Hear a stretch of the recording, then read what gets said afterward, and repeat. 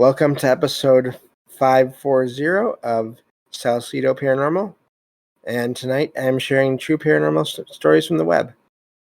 As always, you can find all episodes of the show along with links to social media and other ways to contact me at the podcast page, and that is salsidoparanormal.podbean.com. That's SALSIDO paranormal.podbean.com. Always happy to hear from you all, whether you have comments or questions or topic suggestions or stories of paranormal experiences, whether they're your own or from others that you trust. Happy to either read those or have you join me on the show to talk about them. Thank you all for listening, whether you are here for the live streams on Discord or if you listen to the podcast or YouTube feeds or on the Troubled Minds Radio Network, KUAP Digital Broadcasting. There you can hear replays of 2 episodes of the show every night at 6 p.m. Pacific, 9 p.m. Eastern, right before Troubled Minds Radio comes on. As always, I want to thank Michael Strange, host of Troubled Minds Radio, as well as Liam Martin, host of the Exile Minds podcast, for producing these shows and putting them up on the station, along with the music that you hear at the beginning and end of every episode there. If you'd like to support the show, there are some different ways to do that. You can always share the show with others and rate and review it on your favorite podcast platform. You can also find some books I've written, paranormal fiction and nonfiction, over on Amazon. Or you can sign up to the Patreon page, where I put out 1 extra episode per month of true paranormal stories from the web. And that is available to all membership tier levels there. Or you can just make one-time donations through PayPal. Help is never expected, but always appreciated, as there are expenses in making these shows, from equipment to research materials to travel expenses in some cases. So I think that takes care of all that. Thank you all for being here again. And I think with that, I can get right to the stories here. And again, this is last week and this week are kind of light on shows, but planning on changing that as of next week. So really excited about that. Recording 3 shows per night every Friday and Saturday, starting next weekend, which will be the first weekend in March. So as I'm talking here, so getting to the stories. So let me see. Find my spot again, because I lost it. There we go. So this one says, I think I had an encounter with a skinwalker in the northern Midwest region of the U.S. Now, just a quick note on that, I've heard that there are people that use that term to mean different things. So at this point, just keep in mind there are different... it depends on who you ask as to what a skinwalker actually is. So I've even heard it used more to describe cryptids, but then I've also heard that's not really what it is either. I may need to do a show on that at some point, but not right now, obviously. Getting back to the story here. It says, this happened when I was around the age of 5 or 6. I was at a family gathering in a rural, densely forested area. I was sitting on the porch when I noticed something in the woods, about 30 to 40 feet away. The creature hid behind a tree upon being noticed. At first I thought it was a bear, but the size and behavior didn't match. Later I realized it couldn't have been a bear due to the tree size. The creature's size and behavior made it impossible to be human. I started researching folklore and realized that my encounter matched descriptions of skinwalkers. The area was inhabited by native people, which is where the term came from. Also, maybe this is something that is more aligned with that. The forest was unusually quiet during the encounter. I still visit the area with family, but I wonder if this entity is still tracking me. So I know they don't really give a lot to describe what they saw there, but it sounds like some kind of creature, animal looking somewhat. But if it was behind the tree, then they probably wouldn't have seen very much of it. Also, even without any, let's say it was some kind of a natural animal, they do mention the way that I believe that the area was quiet. There wasn't much sound around going on at the time. So let's see here. Just going back here and trying to find where it says that, but yeah. So yeah, no, I think that's basically it for that one. There's not much there. Oh, so it says it was unusually quiet during this encounter, almost like all the animals in the area sort of were sensing some kind of predator, maybe, or again that possibility of, not that they mention it there, and it may not have happened, or at least it may not have been much of a difference, but some kind of a shift in or change in time, the way time was passing. I don't know, but it's still odd that they couldn't figure out what it was, and then you had that strange silence or quiet that happened around the same time. So I wonder if some experiences are people sort of slipping either, and this is due to the last episode. I just recorded that because I just recorded it just a few minutes ago. Just finished with that, and there was a different story in there about an encounter that people had with something, and they couldn't see what it was either that they were hearing, and it was two people, and their encounter was a lot more extreme in that the whole world looked different to them in the area. But I wonder if um, people, if there can be sort of, I don't know, different levels of reality touching, or people sort of phasing through one area into another level into another, and there's different I don't know, different levels of, or different amounts of that, where if you are only barely sort of connecting with that other level, then there's not much of a difference. There's none of the crazy sounds, or the sky doesn't change color like it did in the last show. Um, so it's more of just like a minor encounter, if you can put it that way, or a minor change in the environment. But then the last story from the last show I recorded, that was more of a major sort of um, exchange of energy, or a journey into another level of reality. Who knows? But I'm wondering if there can be degrees, in other words, of these encounters, of how much changes and what happens um, due to, I mean, any number of factors there.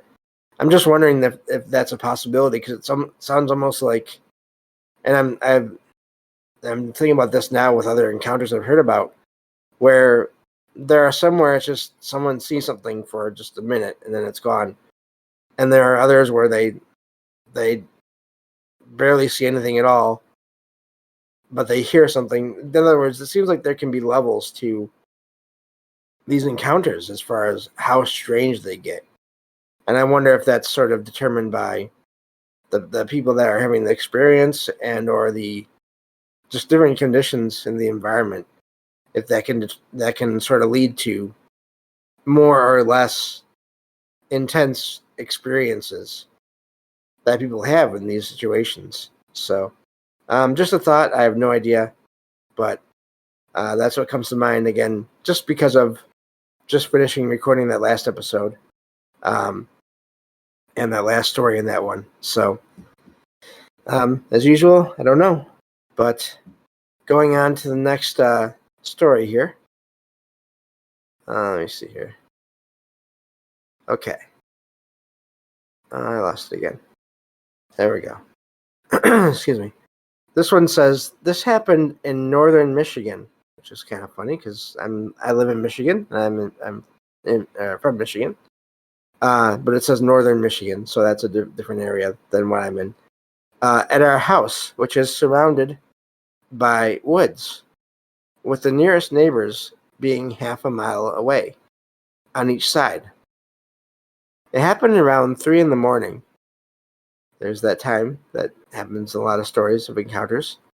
I was in the kitchen going to get something to eat when I heard a knock on the front door. I thought it was my father, as he works odd hours, and I thought he was supposed to be home at any moment. Instead, when I opened the door, I saw a middle-aged woman with dark hair. The woman apologized frantically, and I panicked. I shouted and slammed the door shut. My sister, who had been asleep on the couch, woke up in time to see the encounter. It left her speechless, unable to respond when I talked to her. I tried to calm down and open the door again. The woman was gone.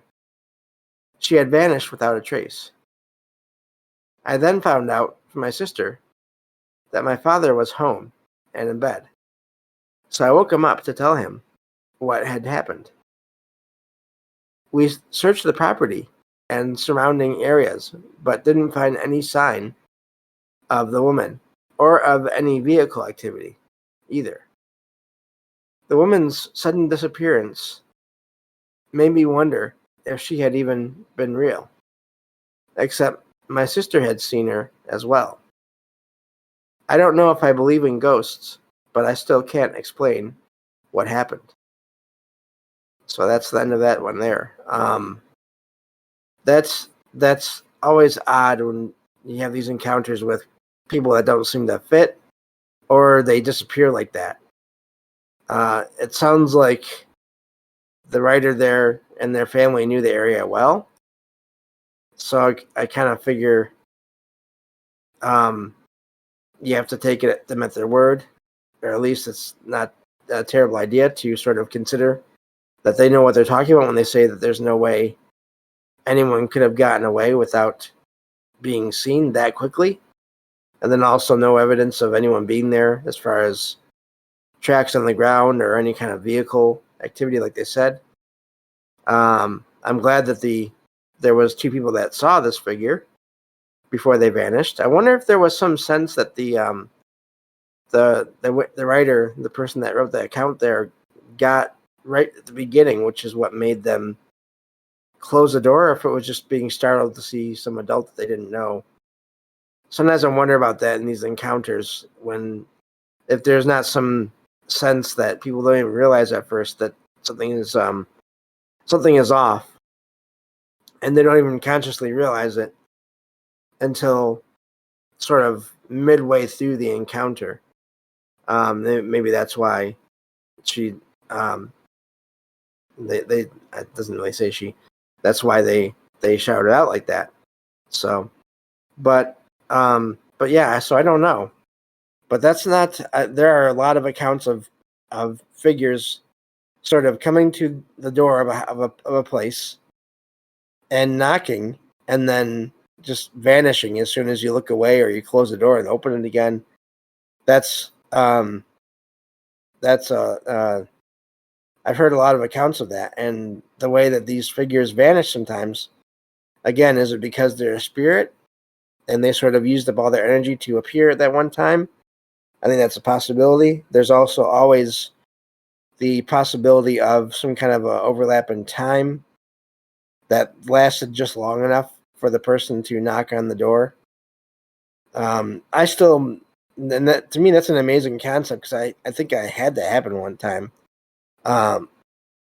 With the laundry room, the clubhouse that where I go and do my laundry, and because I was in there and I heard someone walking up the ramp outside the door to that led to the door, and it sounded like they were pulling a cart of some kind, a laundry cart of some kind, and I heard a woman's voice say hello, and then it sounded like something either bumped into the door or I don't know. It sounded like something bumped into the door, but the door shook, and then it was totally silent. No sound of anyone like staggering back or sort of trying to open the door again after. Nothing. There was no sound. I listened, and then I quickly went and opened the door, and of course, similar to this account, the story here, nothing, no one there, and there was. I didn't wait long.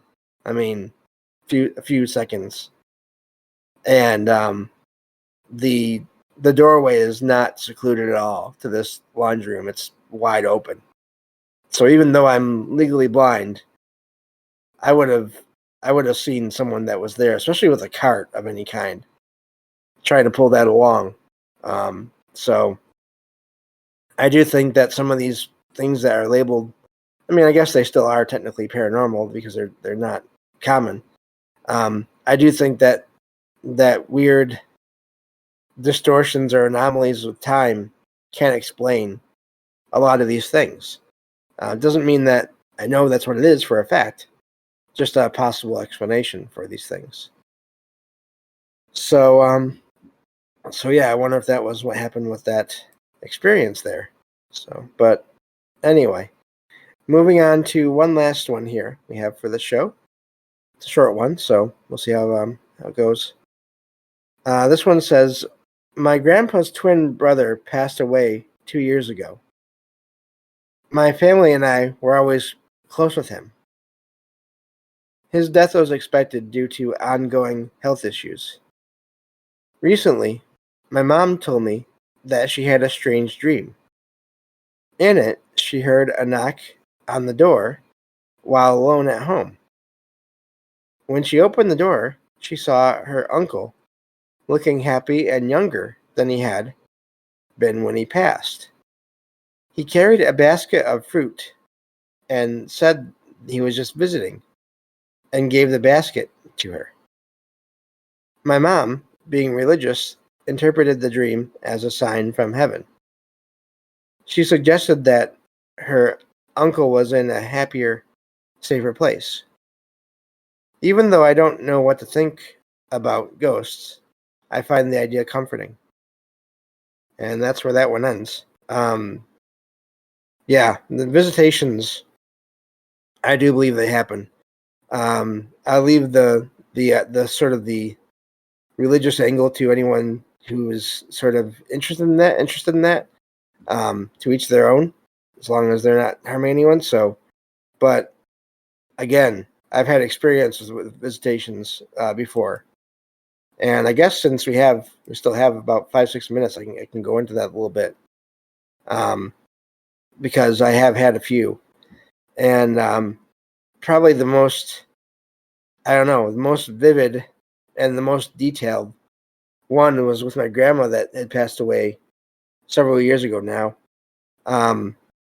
Not long after it happened, I had this dream of being in the house where my grandparents used to live, and my older sister and her husband and their family lived for a while. But in this dream, all of my grandparents' furniture was still there, but all of their belongings, all their odds and ends, all of that was not there. So it was just the furniture, just that, nothing else, nothing on the tables or anything like that, except for my grandma's cell phone that she got some years before she passed, and so it was sitting on on this living room coffee table, and I was sitting on the couch, and it started to make a sound like it was ringing, and I picked up the phone off of the table, but the screen never lit up, but the ringing stopped.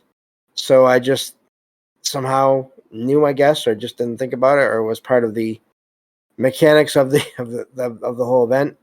I put the phone next to my ear, and I heard my dad, who is very much alive, say, basically, we're almost there. We'll be there like in a minute, basically."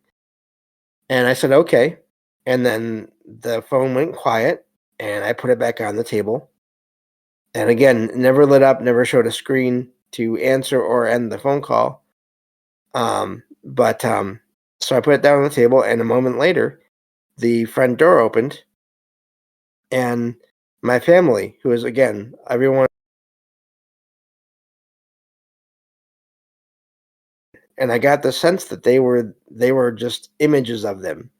It was not really, there was no sense of a presence from any of them there until my grandma walked in to the house. And I think I just recently shared the story, so I apologize for anyone that has heard this a million times. But um, and so she walked in, but she did not have a cane or a walker as she had used in the last however many years before she had passed. And she was able to walk in without any difficulty. And so we all went into the dining room, and several people went into the kitchen, almost like they were getting ready to prepare food for a gathering. Um, and the rest of us sort of either sat or stood in the dining room, and my grandma sat in her favorite chair and was just looking around and smiling. And every so often she would look at me, and she'd be smiling, and I could tell. Again, this is something that I don't. It's impossible to prove to anyone, but I got a sense of a presence from her. I could tell it was her. She was there. Everyone else was just images and sounds. And she was happy and she was fine, and I could feel that. And so that's probably the most vivid one. I've had others where I've met both of my grandfathers and different ones before, and those were amazing. But they were shorter, and I don't remember them as well now. I don't feel like they were quite as detailed.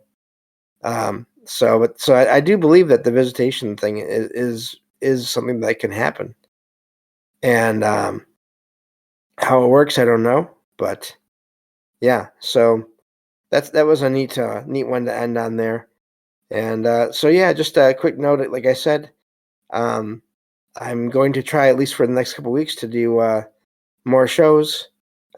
Think I've got the research schedule all figured out to where it should work. Also, please, everyone, check out all the links in every episode for all the friends of the show that have been on before, because they all do great work, and really appreciate that. And go back and listen to the all the previous shows. There's over 500 shows now. This is episode 540, and maybe not the very earliest ones, but anytime I have guests on, I highly recommend those, because it's always a lot of fun when I'm able to have people on the show with me to talk about any subjects or their experiences, or any of those episodes. It seems like they always do well in the ratings, and I think it's just because it's a conversation, and it's a lot of people. I mean, practically everyone, not everyone technically, but a lot of the people that you hear on those shows, I met through being part of Troubled Minds, and or at least got to become better friends with some of them if I already knew them before. So, but yeah, I think that covers everything. Thank you all for listening, and I will talk to you all on the next episode of Salsidoparanormal. Take care.